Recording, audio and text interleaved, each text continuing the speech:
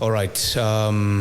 Tagi Tuma Soketa for joining me today for this special podcast. We got a very exciting story when we talk about him. But before that, we got him to follow guest today, where you have introduced him first time. First and foremost, of course, we welcome the Leader of Opposition and Member of Parliament for Auke and Langalanga, and for the Solomon Island Democratic Party, Honorable Matiwale Takitumas. And then on the brother Blimi Lohia is coming in all the way from the Netherlands.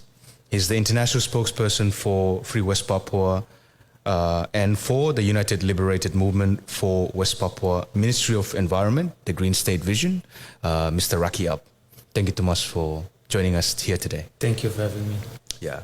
So audience would be today's topic, and one interesting topic that we talk about today. It's about why is West Papua's full membership to the Melanesian Spearhead Group is so important. So we will unpack this more with the discussion with me today. But before you miss a start, maybe you me a little bit talk more about him, Raki, as he is new to our lands. It's the first time you're here in Melanesia, yeah, altogether. First time in Melanesia. Yeah. I feel very, very home. Yeah. Thank you, Raki. Yeah, we're very happy to have you here as well. But could you explain us a little bit more about your background, so our audience a little bit? Yes, absolutely. So my origin lies, of course, in West Papua. I'm the youngest son of the by Indonesian military assassinated anthropologist, the famous musician Arnold Ab. So 4 months before I was born, Indonesian military assassinated my father, Arnold Ab. I was still in my mom's belly at the time, and then my mother and 3 brothers and me and my mom's belly fled to the neighboring Papua New Guinea, where I was born in a refugee camp.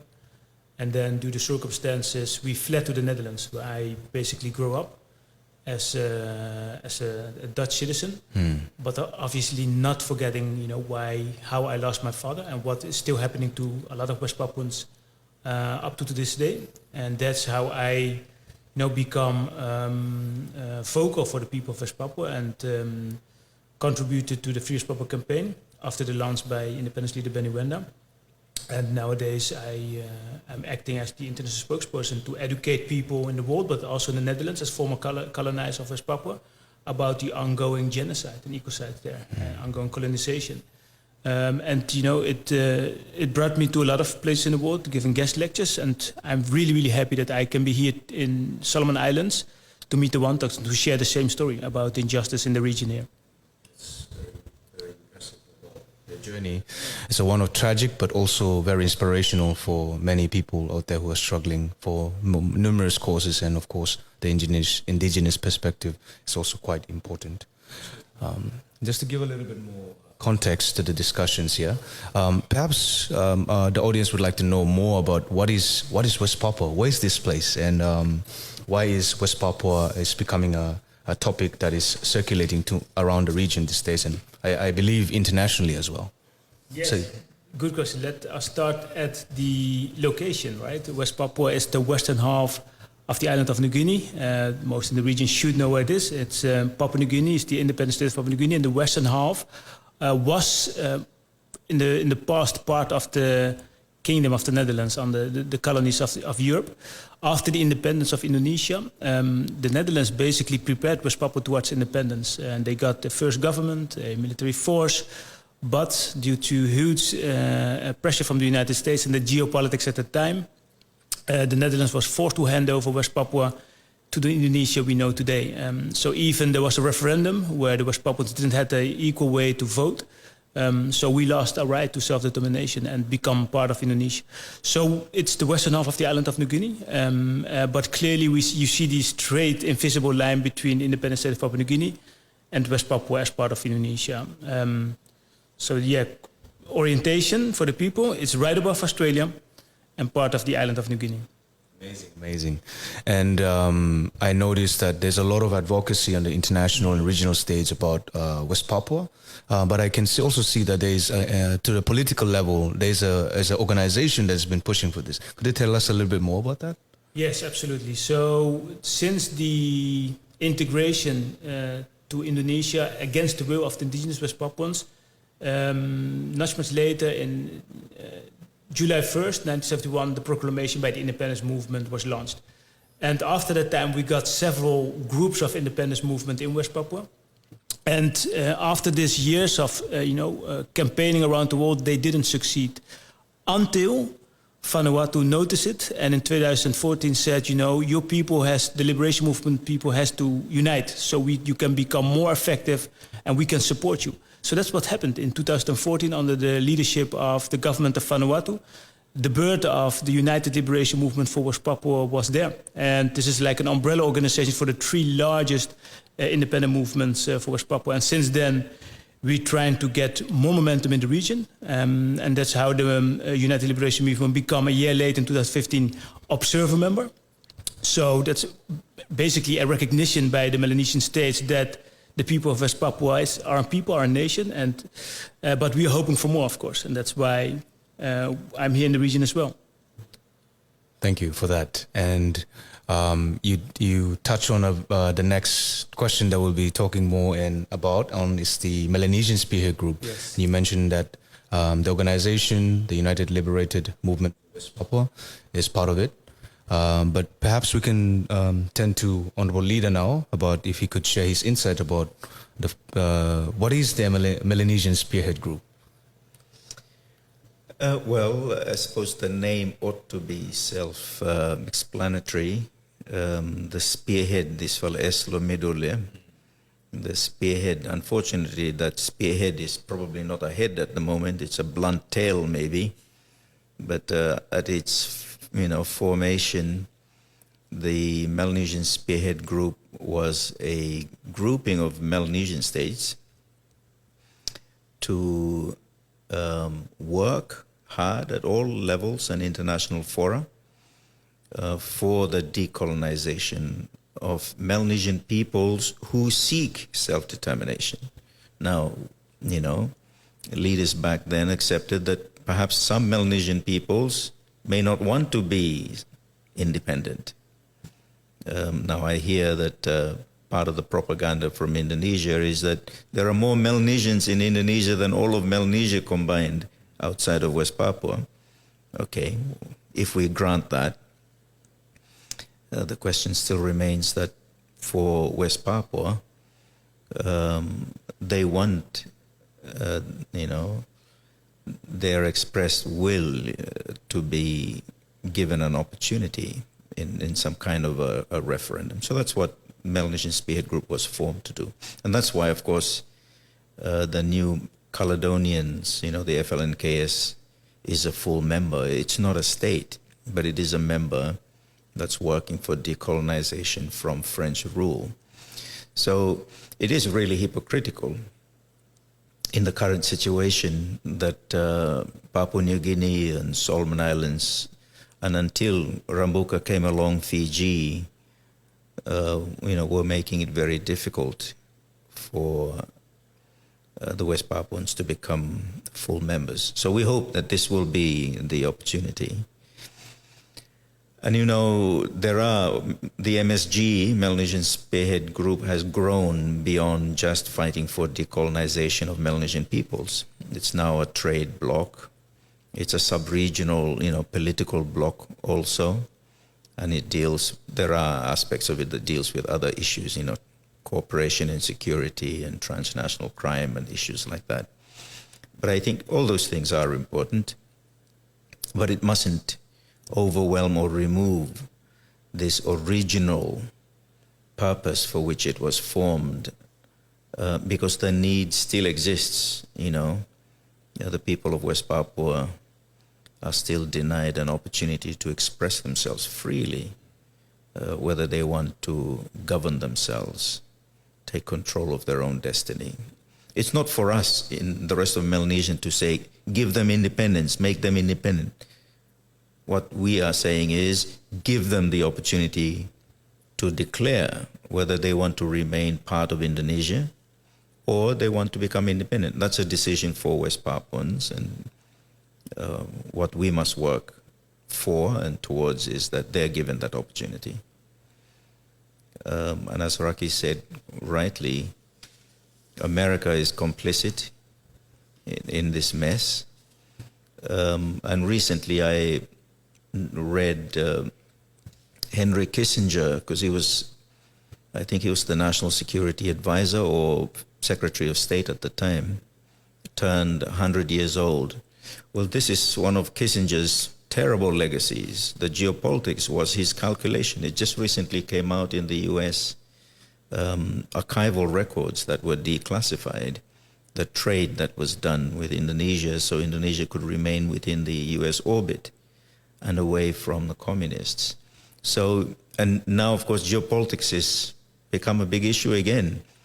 So our challenge as the MSG is to admit the West Papuans and to work with the US and the UN, and because now is our opportunity. The geopolitics provides challenges but also opportunities, and we must work out strategically how to use those.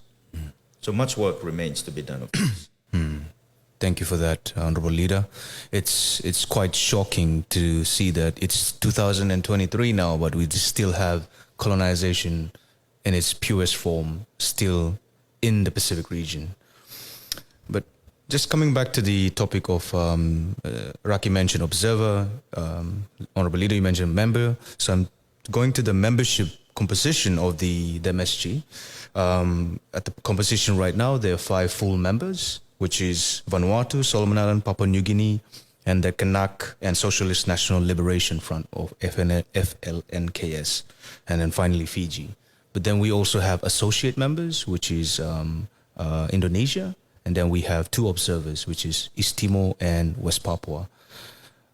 It's to a layperson, it comes quite complex. Are they all members? Are they have affiliates? What is the difference between an observer per se and a full member? What rights do they have? Well, we know why Indonesia is an associate member. It's there to influence for its own national interests. And we know that Indonesian national interest is against our own Melanesian brothers and sisters in West Papua. And so therefore on that, I am opposed to having Indonesia in any form whatsoever in the MSG, as long as they continue to pursue a policy that tramples on the legitimate rights, sovereign rights of West Papuans. They should not be entertained by the Melanesian countries at all. So they should never have been admitted even as an associate member. And in that, the MSG was founded principally to pursue decolonization of Melanesian peoples, and as evidenced by the admission as full member of the FLNKS, well, the same should be accorded to the United Liberation Movement of West Papua. So they should be full members. There's no argument. I don't think even Papua New Guinea and Solomons, who are holding back at the moment, argue with that. Their arguments are really just terrible excuses. The difference in those membership classes really come down to voting rights and who is represented at the Leaders Summit. So the full members have voting rights on any issues, but they don't vote. They never have voted, much like the Pacific Island Forum, MSG operates on consensus. But as you know, Solo, consensus is an excuse for doing nothing, for not taking tough decisions. So I have been privately encouraging, certain leaders in the Vanuatu government, they're chairing, because this matter is so important and is so critically linked to the founding principle of the MSG, that this matter be put to a vote. Because now Fiji is supportive, FLNKS, of course, is supportive, and Vanuatu that's a majority. You don't need Solomons and PNG. If they want to have their excuses, have it, eat it, drink it. If you don't want to be a voice for the West Papuans, continue to do so. Let's put this to a vote. Let's not continue this nonsense, this excuse of we operate out of consensus. No, it's just nonsense. Really, it is nonsense. So the MSG needs to grow up in the way that it conducts itself. Solomon Islands, of course, accepted the futsal stadium. I keep calling it the 30 pieces of silver. It's Judas's price to be silenced. And I think the Prime Minister is now playing that game. He was very strongly pro-West Papua. Now he's finding all sorts of excuses because of a futsal stadium, It's a terrible... I am really ashamed that Solomons is such a fickle, supporter. One day support, another day cold, one day hot, another day ice cold. It's not a good situation to be. And perhaps, part of the advocacy too, Prime Minister maybe is only reacts to public sentiment in the Solomons. So part of your work, my work, and others who share the same beliefs and support for West Papua is to advocate more and to get the public engaged more. And that too may force the Prime Minister to be more engaged and supportive. He was supportive, but it now seems to me only because it was politically gainful for him. When it is not so gainful, he grows cold. And backslide to you. So, there's much work to be done there. Thank you so much for those insights. It's quite fascinating to see how behind the scenes work of MSG and the political power dynamics within the region on this end. But just coming back again to the question, which is, and from your perspective, Raki, could you explain a little bit more why is the ULMWP having much influence in the region because of the status? What is the observer status have been doing them in there? That's a good question. First of all, I want to thank Honorable Leader for the comments which I underline fully. And then jumping into your question, I think as observer member, it's a recognition of that we as people exist. So we welcomed that adoption of the status, but it keeps us powerless in tabling important topics related to issues that are happening in West Papua, which Indonesia is not bringing in. For example, the militarization of the area, the internally displaced people, more than 100,000 women, children, elderly. These issues should be tabled. And if we had the full membership, we could bring this in. Imagine if, 1/3 of the people in Solomon Islands would have been killed. Would the leaders be tabling this? Of course they will. And this is the voiceless, powerless situation that we are in for much too long. And that's why we encourage the Melanesian leaders to understand, look, there's a lot we shouldn't learn from Europe. But in these days, how Europe is in solidarity for the people in Ukraine, we can say the same for the Melanesian leaders, for the situation in West Papua. So I would say to them, some of them are even chanting at the UN about the horrible war in Ukraine. Well, we got our own war right here in the region. It's West Papua. And full membership will help us to table very important issues happening in West Papua in the darkness that Indonesians keep West Papua media out. So that's why, observer member is there. We got some information, but we got not the power to table issues that we desperately need leaders to talk about. Thank you so much, Rocky. And that really helps us go to finally to the question, which I believe Honorable Leader and Rocky have touched on it, but perhaps we can add on to that in answering the question, why is West Papua's full membership is so important, not just to West Papuans, but to the region, the sub-region of Melanesia, but also the Pacific region, and I believe the international community. As a question for both of you to contribute, if you would like. I would ask not only the Melanesian leaders, but especially the people to see the potential of an independent state of West Papua. We're the richest province of Indonesia. It's not Indonesia paying this futsal stadium in Solomon. They should pay because it's the money of the people of West Papua. It's our bones, the blood of our ancestors. And the Solomon Islanders deserve it. But there's even much more than that. An independent state for West Papua means that the entire Pacific region could get rid of the aid by Australia, US, or whatever foreign state. And in our Green State vision, we are reaching out to the Pacific family to see an independent state of West Papua in their interest, because the resources is not for us alone, it's for the entire region. In the middle of a climate and biodiversity crisis, the region must understand that West Papua, together with Papua New Guinea, is the world's largest tropical island, the third largest rainforest. The ecocide which is happening there should be in the interest of every climate justice activist, of every leader who stand of fighting against climate change, must understand that deforestation committed by Indonesia is directly threatening the climate crisis, but also the sea level rising, which is threatening the Pacific region. So I hope the leaders will look further than these 4 terms and the economic relation in the short term, because in the long term they will pay the highest price for the people of the islands. So therefore, the urgency for them is to wake up and to see what is happening in West Papua and how it's threatening not only the West Papuans now at the moment, but the entire region and the world in the long term. Thank you, Rocky.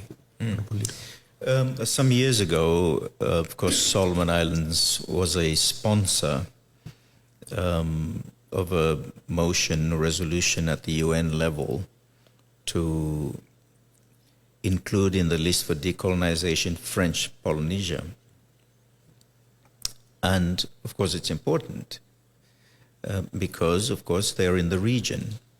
Now of course West Papua is Melanesian, French Polynesia is Polynesian. Not that we want to discriminate, but there ought to be some impetus when we're talking about our own people, Melanesians, that are under the yoke of oppression, of Indonesian oppression, that Solomon Islands should be leading. Solomon should be sponsoring a similar resolution to put West Papua on the decolonization list. Of course, Solomon is not doing that. So it is important, if we're not speaking for West Papua, we should at least allow them full membership. Let them speak for themselves.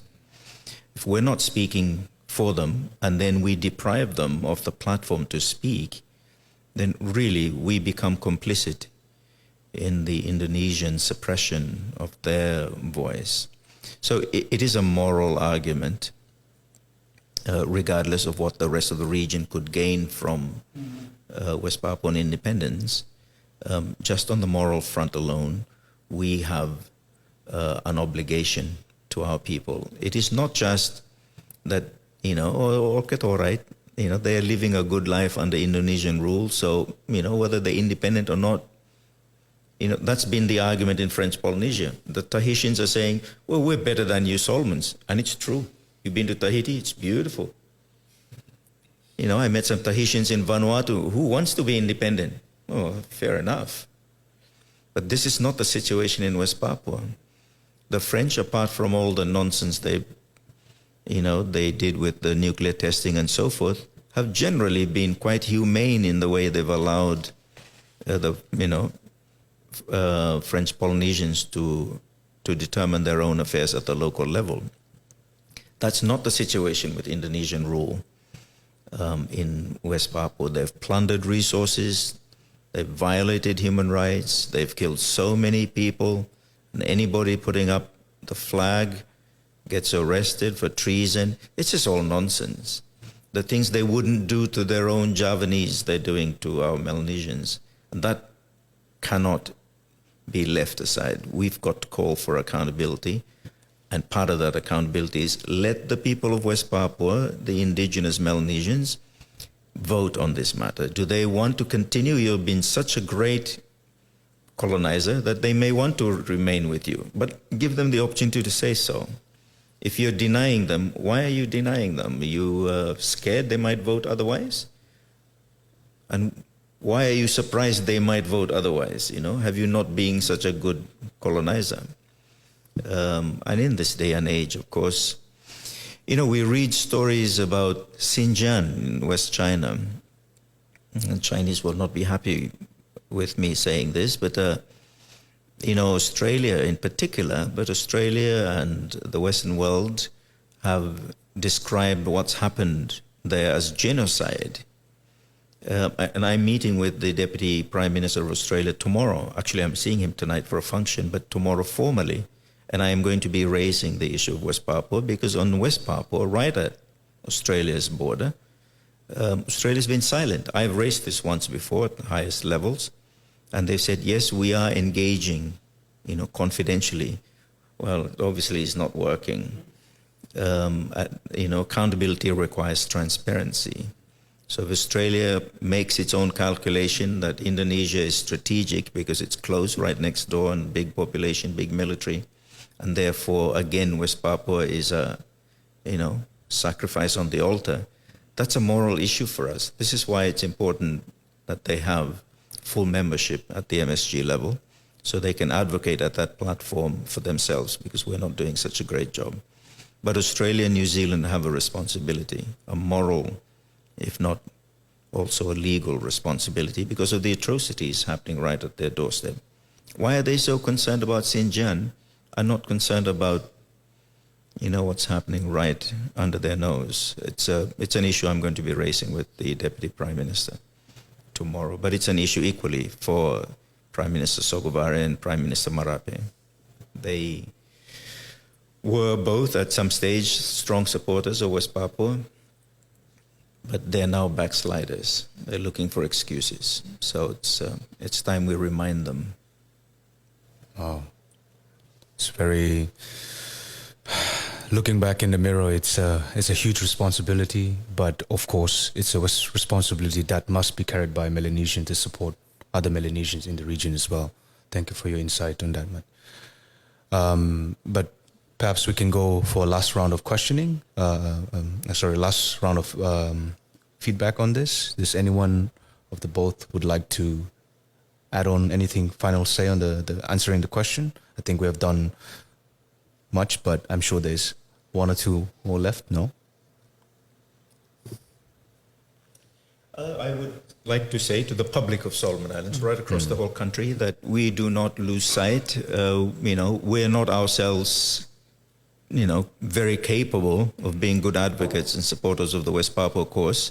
We must stand up, write to an MP when you're going to ask for an RCDF project, raise the West Papua issue, so that some pressure is brought to bear on our Prime Minister, so that he knows that the rest of the country cares about the issues in West Papua. We're not just talking about political issues. Of course, political issues are at the epitome of it, at the top of it, at the peak of it, because political rights are what we're fighting for. But part of the reason we're fighting for it is the West Papua people themselves are living in fear for their lives. So at the absolute basic minimum, there's the human rights situation. Some basic rights that we take for granted here simply do not exist for our brothers and sisters in West Papua. So it is in everybody's interest, not just for the Prime Minister and Cabinet and political leaders, but for all Solomon Island citizens to take an active interest and to raise these matters with their leaders, and to, hopefully be part of forcing or influencing change in the Prime Minister's attitude. It can be done. One sensitive law public pressure. So I would encourage our people to do that, but also the pressure committee here to work harder and more creatively also in support of Raki and President Benny and others who have, come through here advocating on these issues. Yumi must stand strong. Mm-hmm. Wow. Big fala tagi tumas, Honorable Leader and Raki, and for this great conversation we're having today. Now we're coming to an end, and just like to recap that in Melanesia and even in the 21st century, colonization still persists today, and the Melanesia still are in the dark with widespread human rights abuse and injustices rampant throughout the sub-region. And then at this time is where precisely why the Melanesian Spearhead Group leadership as a region needs to come together, to work together to address this really critical issue.